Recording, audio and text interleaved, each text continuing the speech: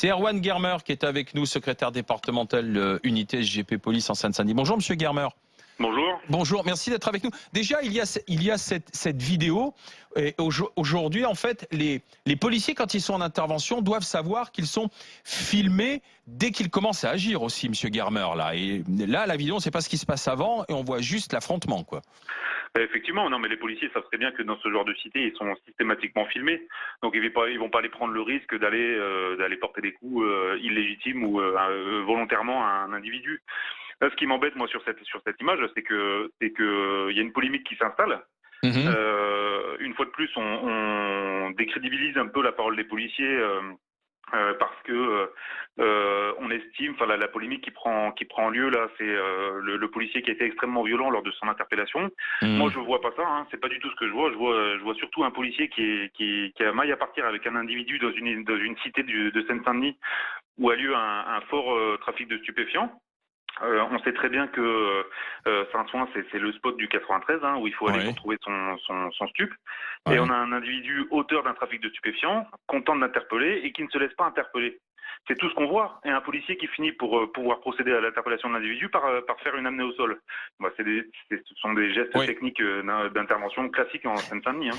Et le coup de chausson dans la tête, c'est dans le règlement. C'est ça geste Le technique coup de aussi. chaussure dans la tête, alors comme vous dites, l'angle de prise de vue, moi je ne vois pas le coup de pied finir dans la tête de l'individu. Tout ce que je sais, c'est que l'individu il a 3 jours d'ITT. Si vous mettez un coup de pied comme ça, pleine volée dans la tête d'un individu, je peux vous dire que c'est pas 3 jours d'ITT que vous allez avoir et les blessures. Oui, mais voyez, Monsieur Germer, on le voit 2 fois, quoi, si vous voulez. Donc c'est toute la limite que le policier fasse usage de la force pour maîtriser un individu qui a refus d'obtempérer, parce que je crois que c'est comme ça qu'on dit.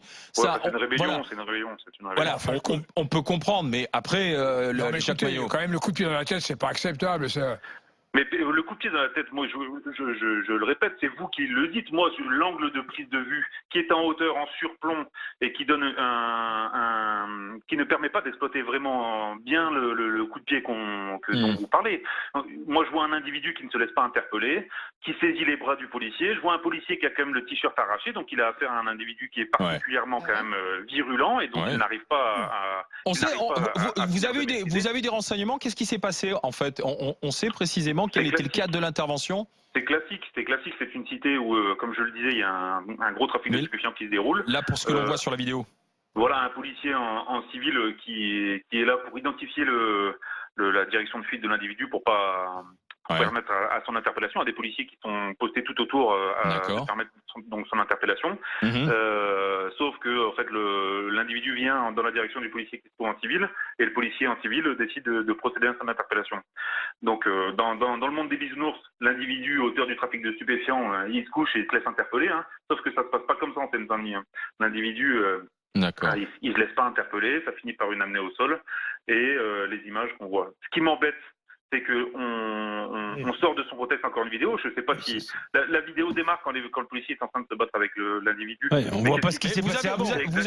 Monsieur Germer, vous avez l'impression aujourd'hui qu'on essaie de se faire du policier ou pas? Qu'il y a une espèce de mouvement anti-police? Bien sûr, mais vous voyez bien que de toute façon, systématiquement maintenant, dès que des images sortent, le policier il est mis en cause, jeté en pâture dans les médias. C'est maintenant systématique. Je vous rappelle juste qu'on est en Seine-Saint-Denis, qu'il y a des centaines d'interpellations par jour qui se passent très bien, et que la petite interpellation qui, selon